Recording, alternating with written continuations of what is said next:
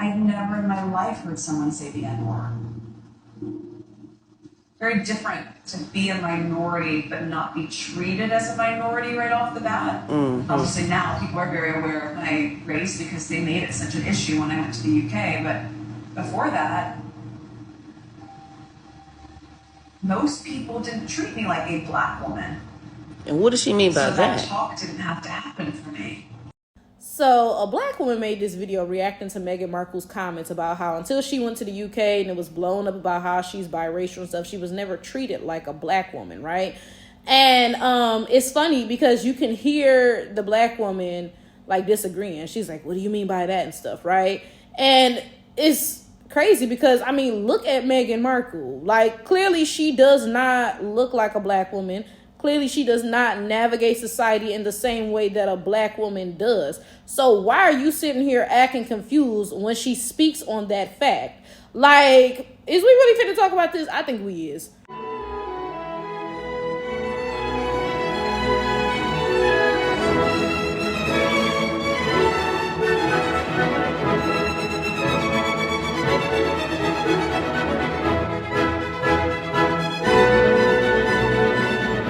Let's be for real. Let's look at a couple images of Meghan Markle. Like, let's look at a couple of these. I'm gonna be honest. In some angles, when the light is hitting just right, she honestly looks white. Okay, now there are some angles where it's like she looks ambiguous. You know, it's kind of like she doesn't quite look white. You know, maybe there's a little something there.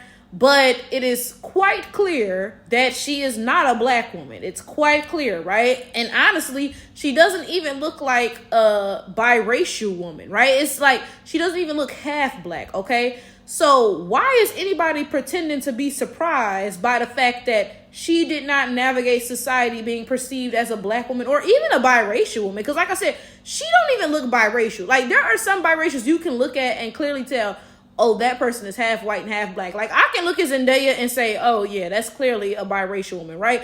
But Meghan Markle, it's like, it's very ambiguous. Like, if I didn't know who Meghan Markle was, I would not assume that she is half white and half black. Like, she's, I don't know, like I said, she's ambiguous looking. Like, in some angles, it looked like she's not quite white, but it's not giving, like, mulatto. You know, it's not giving half black at all.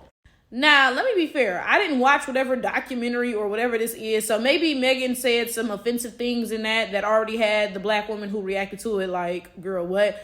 Maybe, okay. But based off of just this snippet of this conversation, I will say that I respect what Meghan Markle said, because one thing I really don't like is when somebody play in my face. Don't play in my face. Don't sit here and act stupid, right? So as a dark-skinned black woman, I'm going to tell you right now that I go through something that light-skinned black women don't go through. And I go through something that non-black women don't go through. That's just the reality. That's the honest to God truth, okay? So I don't like when people play in my face and pretend that we all have it the same. Like, whenever I speak on colorism, for example, it annoys me when light-skinned people be like, we all black. Okay, congratulations, bitch. Didn't nobody ask, right? I'm talking about colorism, because the reality is, as a dark-skinned person, I go through an added oppression that you do not go through as a light-skinned person, right?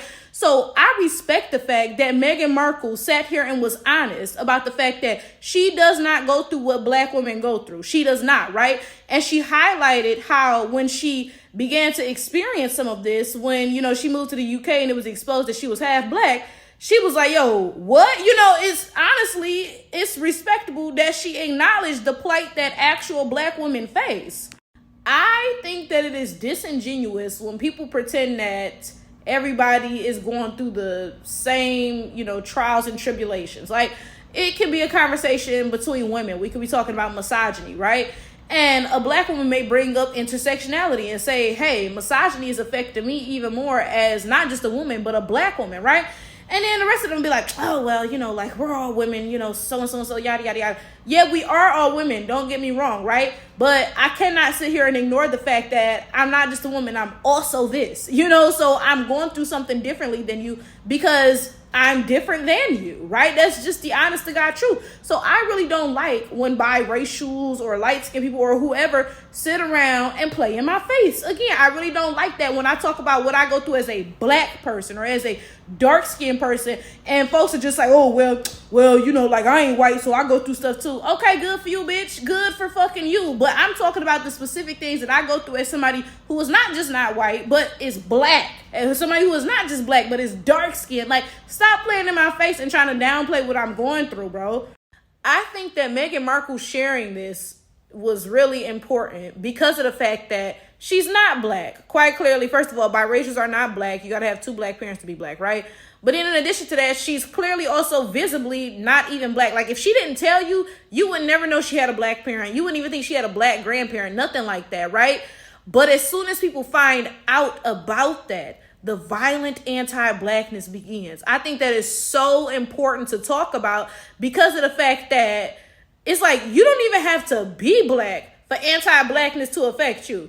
Like for example, you know, of course the N-word is a slur for black people, but there are a bunch of other slurs for other people that have the N-word tacked onto them. Like, for example, like white people call Arabs sand niggers. You know what I'm saying? It's like the ultimate insult is to be called something that pertains to black people. It's so crazy to me to see non-black people being abused for some drop of black in their lineage or something. Or, you know what I'm saying? Or just they ain't even gotta have no drop of black, right? Now, don't get me wrong. A lot of folks are finna come comment and be like, well, that's what makes us black. Like, I see a lot of people talking about, yeah, I've been called the N-word, so I'm black too. That's not how that works. Not at all. Not at all. That's very racist, in fact. That's not how you get to be black, by being called the N-word or whatever. No. But I do think it's a very valuable discussion to have, the fact that if you have a black parent or a black grandparent or whatever, then you are violently tortured with anti-blackness. Now, of course, it's not the same way that an actual black person is, right?